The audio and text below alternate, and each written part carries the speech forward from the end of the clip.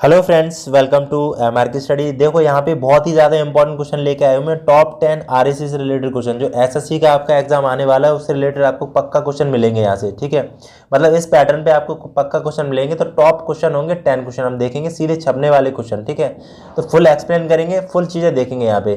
तो पूरा वीडियो देखना, एक एक क्वेश्चन आपको समझ में आएगा। ठीक है,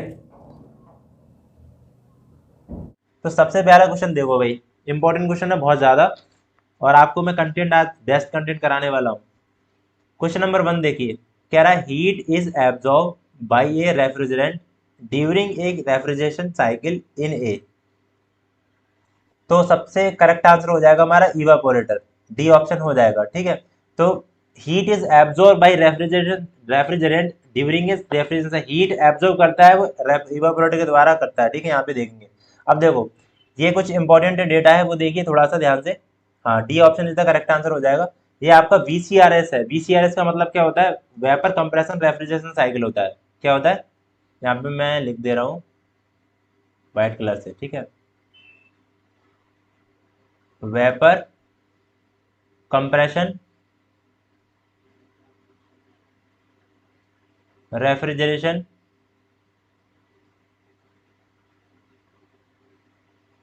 साइकिल। ठीक है, यहाँ पे देखो आपको वीसीआरएस आपको दिख रहा होगा, सभी को दिख रहा होगा। यहाँ पे इवापोरेटर है।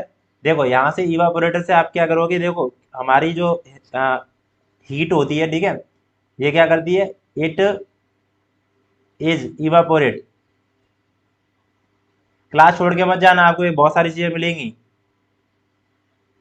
टू लिक्विड, लिक्विड में इवापोरेट करता है 1 से 2 की फॉर्म में। ठीक है, उसके बाद देखो कंप्रेसर की तरफ जाता है, तो कंप्रेसर में देखो कंप्रेसर क्या करता है आपका। ठीक है, यहाँ से कंप्रेसर की तरफ जाएगा तो यहाँ पे जो हमारा जो कंपोजिशन होगा वो लो प्रेशर से हाई प्रेशर, यहाँ पे क्या होगा? हाई प्रेशर हो जाएगा एंड हाई टेम्परेचर हो जाएगा यहाँ पे। ठीक है, ये चीज हो गई। उसके बाद कंडेंसर, कंडेंसर क्या करता है? It is convert vapour to liquid. Condenser क्या करता है? It is convert vapour to liquid. जो हमारी वेपर होती है, भाप होती है, उसको किस में कन्वर्ट करता है? लिक्विड में। ठीक है, और यहाँ पे लेटेंट हीट रिजेक्टेड होती है। ये भी क्वेश्चन आता है, यहाँ पे ध्यान रख लेना। यहाँ पे लेटेंट हीट होती है ना हमारी, वो रिजेक्टेड होती है। देखो क्वेश्चन आंसर करा रहा हूँ तो आपको कम समझ में आएगा, लेकिन परेशान मत होइए, एक एक चीज आपको क्लियर हो जाएगी। ठीक है, हाँ, कंडेंसर में रिजेक्शन। अब मुझे एक बात बता दो, कंडेंसर, हाँ, कंडेंसर में हीट रिजेक्टेड होती है भाई। ठीक है, रिजेक्टेड। ठीक है भाई। अब यहाँ पे एक बात बता दो, कंडेंसर के बाद हमारा क्या आता है? जहाँ पे क्या होता है भाई? रिसीवर होता है, रिसीवर होता है। देखो ये क्या है? रिसीवर होता है। ठीक है, रिसीवर। तो देखो यहाँ पे 1 से 2 वाला जो प्रोसेस है उसमें क्या है? आइडियाबैटिक कंप्रेशन है। ठीक है, 1 से 2 वाला क्या है? आइडियाबैटिक कंप्रेशन। आपको दिख रहा होगा 1 2 3 4 नंबर डले हुए हैं। ठीक है, 3 4 लोग तो भाग गए, समझ में नहीं आएगा उनको कुछ भी, क्योंकि उन्होंने पढ़ा ही नहीं है। हाँ, तो आइडियाबैटिक कंप्रेशन हो गया। 2 से 3 क्या हो जाएगा? Heat expansion at a constant pressure. ठीक है, 2 से 3 क्या हो जाएगा? हीट एक्सपांशन होगा कांस्टेंट प्रेशर पे। 3 से 4 क्या हो जाएगा हमारा? आइसेंथैल्पिक एक्सपांशन। एंड यहाँ 4 से 1 हो जाएगा हमारा प्रोसेस, वो हो जाएगा यहाँ पे heat addition at constant pressure. ठीक है, यहाँ पे क्या होता है? हीट एडिशन होता है, हीट एडिशन। ठीक है, क्यों? यहाँ पे हीट एडिशन। चलो आगे देखते हैं। ये कह रहा है what is the approximate freezing point of sulphur dioxide. यहाँ पे सल्फर डाइऑक्साइड का पूछा है, फ्रीजिंग पॉइंट कितना होता है? स्पेशल आरएससी के क्वेश्चन है भाई ये। 20 का आंसर हो जाएगा -75। अब इससे रिलेटेड कुछ इंपॉर्टेंट डेटा मैंने आपको बताने वाला हूँ, वो ध्यान से देखिएगा। रेफ्रिजरेशन जो आता है, रेफ्रिजरेशन से क्या आते हैं? यहाँ पे फ्रीजिंग पॉइंट सबसे ज्यादा पूछे जाते हैं, तो वो लिख लेना कॉपी में, या फिर आपको मैं पीडीएफ दे दूंगा, परेशान मत होना। ठीक है, पीडीएफ आपको मिलेगी टेलीग्राम पे, मेरी पीडीएफ। यहाँ पे देखो, यहाँ पे आपको सामने देखो क्या लिखा है। देखो भाई सभी लोग देखो, यहाँ पे रेफ्रिजरेशन लिखा है, रेफ्रिजरेंट। ठीक है, ऊपर लिखा है फ्रीजिंग पॉइंट, फ्रीजिंग पॉइंट, उसके बाद यहाँ पे लिखा है बॉइलिंग पॉइंट। तो ये रेफ्रिजरेंट आपको याद कर लेने हैं सारे। ठीक है, ठीक है ना? तो R22 है सबसे पहला, R22 है। उसका जो फ्रीजिंग पॉइंट होता है माइनस के 160.5 डिग्री सेल्सियस होता है। एंड यहाँ पे बॉइलिंग पॉइंट की बात करेंगे तो 41 डिग्री सेल्सियस होता है, 41। ठीक है।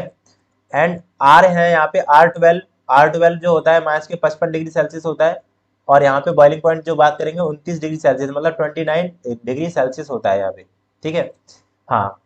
और उसके बाद देखो SO2 की बात करेंगे यहाँ पे, तो SO2 जो होता है माइनस के 75.2 डिग्री सेल्सियस होता है। और यहाँ पे बॉइलिंग पॉइंट होता है माइनस के 10 डिग्री सेल्सियस। ठीक है। एंड CO2 की बात करेंगे, कार्बन डाइऑक्साइड, तो यहाँ पे माइनस के 56.6 डिग्री सेल्सियस होता है। और यहाँ पे बॉइलिंग पॉइंट होता है इसका माइनस के 78.5 डिग्री सेल्सियस। ठीक है। एंड NH3 अमोनिया की बात करेंगे, ये क्या है, अमोनिया। ठीक है, ये क्या होती है भाई, अमोनिया होती है, सबको पता है ना। अमोनिया को याद रख लो भाई, अमोनिया बहुत ज्यादा आता है। तो अमोनिया का जो फ्रीजिंग पॉइंट होता है माइनस के 77.7 डिग्री सेल्सियस होता है। एंड यहाँ पे बॉइलिंग पॉइंट जो होता है माइनस के 33.3 डिग्री सेल्सियस होता है। तो ये चीज़ क्लियर हो गई, यहाँ तक कोई दिक्कत नहीं है। ये स्क्रीनशॉट ले सकते हैं आप, या फिर मैं इसकी PDF में आपको दे दूंगा MR की स्टडी पे, चैनल पे। ठीक है। अब एक और बात है इंपॉर्टेंट, वो देखो आगे। यहाँ पे क्या लिखा है, यहाँ पे लिखा है केमिकल फॉर्मूला ऑफ रेफ्रिजरेशन, नहीं रेफ्रिजरेंट। तो रेफ्रिजरेंट हमारे यूज होते हैं रेफ्रिजरेशन में, तो यहाँ पे केमिकल फॉर्मूला पूछे जाते हैं आपको, तो आपको सबको पता होना चाहिए कि R21 का जो होता है वो होता है CHFCl2। एंड R134A का होता है C2H2F4। एंड R22 का होता है CHF2Cl। एंड R011 का होता है CFCl3। ठीक है। इसके बाद देखिए, ये सबसे ज्यादा आता है, ये ध्यान रखना। एप्लीकेशन ऑफ रेफ्रिजरेंट मतलब एप्लीकेशन क्या है रेफ्रिजरेंट के। ठीक है। एप्लीकेशन रेफ्रिजरेंट के सबसे ज्यादा पूछे जाते हैं, वो याद कर लो आप। देखो, सबसे पहला देखो क्या है, NH3 है। NH3 देखो कोल्ड स्टोरेज में यूज करा जाता है। अमोनिया जो होता है कोल्ड स्टोरेज में, एंड आइस प्लांट में, एंड रेफ्रिजरेटर में, एंड बियर मैन्युफैक्चरिंग में, जहाँ पे बियर बनती है ना अपनी, जो बियर तो पीते होगे ना तुम लोग। कौन कौन बियर पीता है ये बताओ पहले, आंसर बताना भाई। जो मैं पूछ रहा हूँ, बियर कौन कौन पीता है। भाई इंजीनियर हो ना, सारे लोग बियर पीते हो ना, डिप्लोमा डिप्लोमा करा होगा तो बियर पी होगी ना तुम लोगों ने। चलो, H2O वाटर होता है हमारा, देखो वाटर में, and water lithium bromide absorption system में। ठीक है। यहाँ पे जो H2O यूज होता है वो वाटर लिथियम ब्रोमाइड सिस्टम में यूज होता है। ये अभी आपको कराऊंगा, इंपॉर्टेंट है सारे। आपको अभी लग रहा होगा ये मतलब फालतू की चीज है, फालतू की चीज नहीं है ये। जब आप करोगे ना, क्वेश्चन करोगे, केमिकल इंजीनियरिंग फॉर आईयूसी का एक क्लास करो ना सर। जिमोसिया, कभी नहीं सर, अच्छा अच्छा सर। सर कहाँ ले जा रहे हो टॉपिक, अरे कौन सा टॉपिक। अब देखो, CO2 जो होता है हमारा रेफ्रिजरेंट यूज होता है, वो होता है ड्राई आइस में, इन ट्रांसपोर्ट में। ठीक है। R11 होता है वो सेंट्रल एयर कंडीशनर में हमारा यूज होता है। ठीक है। हाँ चलो आगे देखते हैं। आगे देखो, यहाँ पे R12 है, वो होता है डोमेस्टिक रेफ्रिजरेशन में। ठीक है। हमारे जो घर के रेफ्रिजरेटर होते हैं उसमें R12 होता है यूज। एंड R113 जो होता है हमारा एयर कंडीशनिंग में होता है। ठीक है भैया, कोई मेरठ से भी है क्या। ठीक है, कोई दिक्कत नहीं है यहाँ तक। ये एक्स्ट्रा डेटा है जो आपको मैंने बताया है, बहुत ही इंपॉर्टेंट है, RAC के क्वेश्चन है। ठीक है। हाँ, RAC के क्वेश्चन अभी इंपॉर्टेंट। चलो आगे देखो, इसका क्वेश्चन बताओ, इसका आंसर बताओ सभी लोग, मोस्ट इंपॉर्टेंट क्वेश्चन है ये। हाई लेवल का क्वेश्चन लेके आया हूँ मैं आपको आज RAC के। C answer is the correct answer. Low latent heat of vaporisation होता है। ठीक है। इनमें से कौन सा प्रशीतक का अवांछनीय गुण है। ठीक है, प्रॉपर्टी इसकी कौन सी रेफ्रिजरेंट की वो गुड गुड प्रॉपर्टी आती है। चलो यहाँ पे देखो, यहाँ पे इंपॉर्टेंट चीज मैंने आपको आपके लिए यहाँ पे नोट करी है, desirable property of good refrigerant. ठीक है। यहाँ पे डिजायरेबल जो प्रॉपर्टी होगी वो गुड रेफ्रिजरेंट की कौन सी होगी। सबसे पहला पॉइंट देखते हैं भाई, यहाँ पे पहला पॉइंट क्या है, लो बॉइलिंग पॉइंट होना चाहिए। किसी भी रेफ्रिजरेंट का लो बॉइलिंग पॉइंट होना चाहिए, एंड लो विस्कोसिटी होनी चाहिए। ठीक है, लो विस्कोसिटी होनी चाहिए। दूसरा पॉइंट देखो, लो फ्रीजिंग पॉइंट होना चाहिए। ठीक है, कोई अच्छा रेफ्रिजरेंट है आपके पास, उसका लो फ्रीजिंग पॉइंट होना चाहिए। तीसरा देखो, लो स्पेसिफिक वॉल्यूम ऑफ वेपर होना चाहिए, ठीक है। चौथा देखिए हाई क्रिटिकल टेम्परेचर होना चाहिए यहाँ पे। एंड पांचवा देखिए high latent heat of vaporisation, जो अभी आपने बोला था, ठीक है, क्वेश्चन में दिया था वो ये था। एंड हाई थर्मल कंडक्टिविटी होनी चाहिए, ठीक है। एंड यहाँ पे नॉन टॉक्सिक होना चाहिए, मतलब जहरीला नहीं होना चाहिए, ठीक है। एंड यहाँ पे 8 देखो मिक्स विद ऑयल, ऑयल के साथ मिक्स होना चाहिए। एंड 9 देखिए, 9 में क्या लिखा है, नॉन कॉरोसिव टू मेटल, मतलब यहाँ पे जो कोई मेटल है उसको कॉर्जन नहीं लगना चाहिए, मतलब ऐसा हमारा रेफ्रिजरेंट होना चाहिए, ठीक है। एंड 10वां देखिए, 10वें में क्या है, नॉन फ्लेमेबल, फ्लेमेबल का मतलब यहाँ पे आपकी आग है ना वो लगनी नहीं चाहिए जल्दी से। एंड नॉन एक्सप्लोसिव, और हमारा फटने वाला नहीं होना चाहिए, जैसे कोई एक्सप्लोसिव पदार्थ होता है। सर यहाँ तो अवंश नहीं पूछा है। और यहाँ पे 11 नो लीकेज टेंडेंसी होनी चाहिए। देखो यहाँ पे क्या है, लो विस्कोसिटी, हाँ तो ये गलत है ना, लो लेटेंट हीट, ये वाला गलत हो जाएगा ना, लो लेटेंट हीट ऑफ वेपोराइजेशन। देखो लो विस्कोसिटी, यहाँ पे लो विस्कोसिटी सही है, इसके बाद लो फ्रीजिंग पॉइंट, यहाँ पे लो फ्रीजिंग पॉइंट सही है, ठीक है। एंड हाई, यहाँ पे स्नेक तेल के साथ उच्च मिश्रितता होना चाहिए, तो ये तीन सही है, ए बी और डी सही है, मतलब लेकिन सी गलत है ना, अनडिजायरेबल पूछा है यहाँ पे, ठीक है, हाँ अनडिजायरेबल पूछा है। बिल्कुल, क्वेश्चन नंबर 4 का आंसर बताइए, कह रहा है a water heating heat pump abstracting 10 kilowatt of heat from the atmospheric required 2 kilowatt of power input, the COP of heat pump, एक पानी गर्म करने वाला ऊष्मा पंप वायुमंडल से 10 किलोवाट ऊष्मा चूषित करता है, इसके लिए 2 किलोवाट इनपुट शक्ति की आवश्यकता होती है, इस ऊष्मा पंप की सीओपी क्या है। यहाँ पे देखो क्या दे रखा है आपको, क्यू आर दे रखा है आपको, क्यू रिजेक्टेड कितना दे रखा है, 10, 10 किलोवाट दे रखा है। एंड डब्ल्यू कितना दे रखा है आपको, 2। सीओपी क्या होती है भाई, सीओपी होता है क्यू रिजेक्टेड अपॉन डब्ल्यू, तो आर हमारा कितना 10/2, तो यहाँ पे हो गया 5, 5 आंसर हो जाएगा यहाँ पे, ठीक है। एंड यहाँ पे एक जो फॉर्मूला होता है वो क्या होता है, याद होना चाहिए। बताओ सीओपी हीट पंप वाला और रेफ्रिजरेटर वाला कौन सा रिलेशन होता है, जल्दी से बताइए सभी लोग। सीओपी यहाँ पे हीट पंप होती है, बराबर सीओपी रेफ्रिजरेटर +1। क्वेश्चन नंबर 5 बताइए।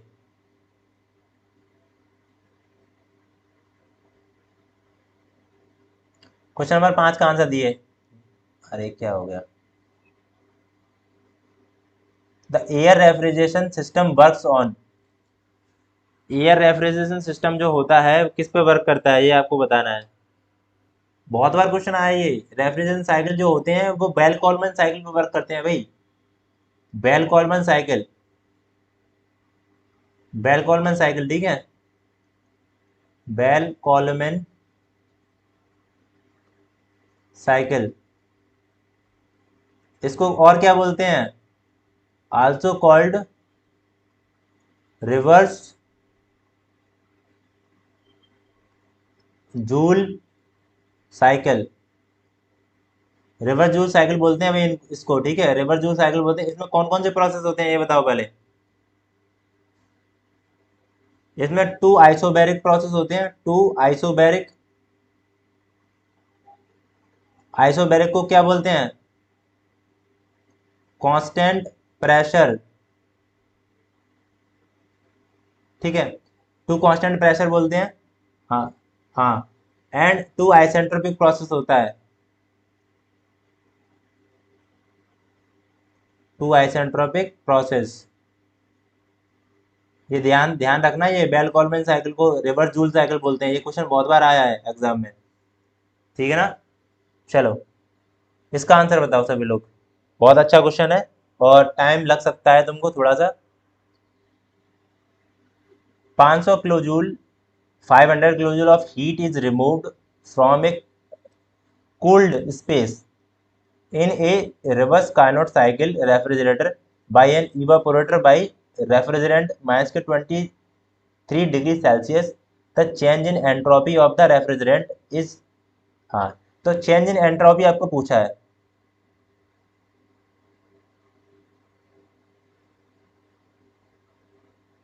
चलो तो यहाँ पे कह रहा है माइनस के 23 डिग्री सेल्सियस में प्रशीतक द्वारा एक वाष्पित्र द्वारा रिवर्स कार्नोट रेफ्रिजरेटर में एक शीतल स्थान से 500 किलोजूल ऊष्मा निकाली जाती है, तो प्रशीतक की एंट्रोपी क्या होगी? देखो यहाँ पे जो, हाँ, क्या निकाल रहा है भाई? Q2 निकाल रहा है 500, ठीक है, 500 तो निकाल रहा है।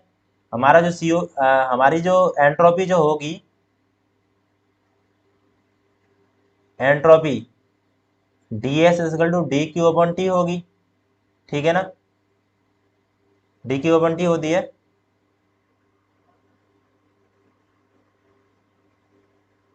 ये आंसर बता रहे हैं दो। हाँ हाँ, कुमार प्रशांत ने आंसर दिया है। अब देखो यहाँ पे, यहाँ पे देखो हमारा जो डेटा दे रखा है आपको, डी क्यू जो दे रखा है हमारा, Q2 जो क्यू दे रखा है, वो हमारा दे रखा है 500 किलो जूल, ठीक है। एंड टेम्परेचर दे रखा है आपको, टेम्परेचर वो कितना दे रखा है? टी, वो माइनस के 23। तो हमारा क्या करेंगे हम? 273 में माइनस का ये घटा देंगे, 273 में 23, तो कितना हो जाएगा हमारा? 250 केल्विन। अब करो भाई, इसमें रखो इसके अंदर, तो 500 बाई 250, जीरो से जीरो कटा, एंड यहाँ पे आ जाएगा 2 kilo joule per kelvin. Focus करना, कह रहा है 1 ton of refrigeration is equivalent to ऐसा यूनिट, क्या होगा भाई? 7 का ये होगा 3.5 किलो वाट, बिल्कुल सही। देखो यहाँ पे एक चीज आपको मैं बता दूं, यहाँ पे मैं, हाँ, ये कह रहा है देखो 0 सेंटीग्रेड वाले 100 किलोग्राम जल को 0 डिग्री सेल्सियस वाली 1000 किलोग्राम बर्फ बनाने में जो ऊष्मा निकाली जाती है, जो हीट निकाली जाती है, उसको 1 टन रेफ्रिजरेशन के बराबर होता है, 1 टन के बराबर होता है, ठीक है। तो 1 टन की जो वैल्यू है बहुत इंपॉर्टेंट है ये, मैं आपको बता दूं, ये वैल्यू ना डायरेक्ट पूछ ली जाती है आपसे, तो सारी 1 टन की वैल्यू आप याद कर लो इनको, ठीक है, कॉपी में लिख लेना। तुम लोग ना पीडीएफ करते रहते हो बस। यहाँ पे देखो 1 टन जो रेफ्रिजरेशन है उसका वैल्यू कितना है? 232.6 किलोजूल पर मिनट होता है एक, ठीक है। उसके बाद देखिए 3.8 किलोवाट होता है। नहीं सर पता था पहले से, ओके ओके कोई नहीं। सर मेरी भी बात सुन लो, हाँ हाँ बोलो भाई प्रवीण, क्या कह रहे हो आप? सर इलेक्ट्रिकल क्लास कब से है? अच्छा, इलेक्ट्रिकल का नहीं पढ़ा रहे भाई, मैकेनिकल का पढ़ा रहे हैं। यहाँ पे देखो 50 किलो कैलोरी पर मिनट होता है, एक होता है 210 किलो जूल पर मिनट होता है, एक 3.5। तो सबसे ज़्यादा जो इम्पोर्टेंट है, सबसे ज़्यादा तुम्हें एग्जाम में मिलेगा, वो देखो कौन सा मिलता है, वो आपको ये मिलेगा 3.5 एंड 210, ठीक है। एंड आपको कौन सा मिलेगा? 232 वाला, ठीक है, ये मिलता है। बाकी ये देखो 200 ब्रिटिश ब्रिटिश थर्मल यूनिट पर मिनट वाला होता है एक। क्वेश्चन नंबर 8 का आंसर बताइए सभी लोग ध्यान से, ठीक है। अच्छे क्वेश्चन है, लेवल का अच्छे लेवल क्वेश्चन जो आते हैं एग्जाम में, ऐसे ही नहीं है सब कुछ ऐसे ही। देखो बच्चे आते ही भाग जाते हैं, मतलब सीखना ही नहीं है कुछ भी। A simple saturated refrigeration cycle has the point enthalpy after following state compression is equal to 425 kilojoule per kilogram enthalpy after throttling is equal to 125 kilojoule per kilogram enthalpy and before compression आपको दे रखा है 375 kelvin kilojoule per kilogram, the COP of refrigeration is. तो देखो आपको एक चीज पता होगी यहाँ पे, देखो भाई मैं छोटा सा बना रहा हूँ, ठीक है, फिगर छोटा सा फिगर बना रहा हूँ, थोड़ा सा समय लगेगा।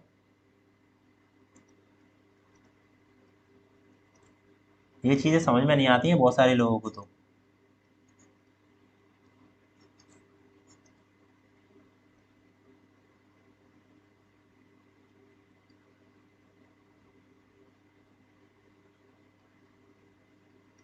अब देखो भाई यहाँ पे क्या क्या है, हमारा जो दे रखा है वो ध्यान से देखिए। यहाँ पे हमारा क्या होता है? इवापोरेटर होता है, इवापोरेटर। यहाँ पे क्या होता है भाई? ये कंडेंसर होता है, कंडेंसर होता है। ये क्या होता है? कंप्रेसर होता है। ये क्या होता है? थ्रॉटलिंग वाल्व, ठीक है, थ्रॉटल वाल्व। तो यहाँ पे हम देखो, यहाँ पे क्या होगा, यहाँ पे H1 हो गया हमारा H1, यहाँ पे H2, यहाँ पे हमारा H3 एंड यहाँ पे हमारा H4। तो हमारा देखो COP हम यहाँ से अगर निकालेंगे, देखो H1 H2 का वैल्यू देखो क्या है। H1 जो हमारा दे रखा है वो कितना दे रखा है, 425, क्योंकि वो कह रहा है कि एंथैल्पी आफ्टर कंप्रेशन। तो H2 होगा ना ऊपर, कंप्रेशन के बाद वाला, ये वाला, तो हाँ H2 तो यहाँ पे कितना हो जाएगा हमारा 425 एंड यहाँ पे H3 जो हो जाएगा वो कितना हो जाएगा 125। H3 और H4 बराबर होते हैं, ठीक है, 125 हो जाएगा एंड यहाँ पे H1 जो हो जाएगा, H1 वो कितना हो जाएगा 375। वो कह रहा है कि आपको एंथैल्पी बिफोर कंप्रेशन, मतलब कंप्रेशन से पहले जो है वो हमारा 375 हो जाएगा, ठीक है। ये चीज़ हो गई। अब COP आपको निकालना है, तो COP जो होता है, तो H1 minus H four upon यहाँ पे लिख रहा है H2 माइनस H1। तो भाई वैल्यू रख लो यहाँ पे, एक मिनट रुकना बता रहे हैं, ठीक है। यहाँ पे देखो 375 माइनस 125 अपॉन यहाँ पे कितना हो जाएगा 425 और माइनस यहाँ पे 375, तो 250 मिलेगा। यहाँ 425 में 375 घटाओ, कितना बचा, 0। यहाँ पे बचेगा आपका 50, तो 0 से 0 काट दो और 5 से ये काट दो 25, तो 5 आंसर आ जाएगा, जो कि हमारा ये आंसर है, ठीक है। क्वेश्चन नंबर 9 का, in the ammonia water vapour absorption refrigeration cycle the refrigerant use in, सभी लोग सही आंसर बताएंगे। हाँ, तो सी होगा फिर भाई, NH3, ठीक है। अब यहाँ पे कुछ देख लेते हैं अपन इंपॉर्टेंट डेटा जो है इससे रिलेटेड, क्योंकि क्वेश्चन आता है भाई यहाँ से बहुत ज़्यादा आता है। तो यहाँ पे देखो, यहाँ पे सबसे पहले यहाँ पे देखेंगे VCRS सिस्टम। VCRS में देखो वेपर कंप्रेशन रेफरेंस सिस्टम होता है।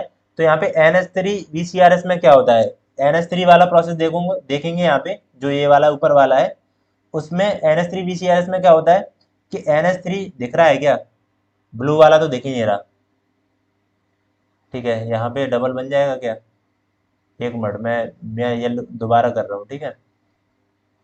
यहाँ पे ये है NH3 है यहाँ पे, अब तो दिख रहा है ना NH3 एंड यहाँ पे वाटर है, वाटर, ठीक है, ये वाटर है। तो यहाँ पे NH3 जो होता है वो रेफ्रिजरेंट होता है एंड वाटर जो होता है वो एब्जॉर्बर होता है, ठीक है। हाँ, एंड लिथियम ब्रोमाइड सिस्टम में क्या होता है भाई, लिथियम ब्रोमाइड सिस्टम में जो लिथियम ब्रोमाइड होती है वो एब्जॉर्बर होता है एंड वाटर जो होता है वो रेफ्रिजरेंट होता है, ठीक है। क्लियर होगी ना, ये बहुत इंपॉर्टेंट है डेटा, बहुत पूछा जाता है ये नोट्स हैं तुम्हारे एक तरीके के। अब यहाँ पे देखो, यहाँ पे जो राइट में जो लिखा हुआ है वो क्या है, इन VCRS system use low grade energy और वेस्ट हीट। मतलब VCRS सिस्टम में हम क्या यूज करते हैं, लो ग्रेड एनर्जी यूज करते हैं एंड वेस्ट हीट यूज करते हैं यहाँ पे, ठीक है। ये चीज हो जाएगी, NH3 अमोनिया इज रेफ्रिजरेंट।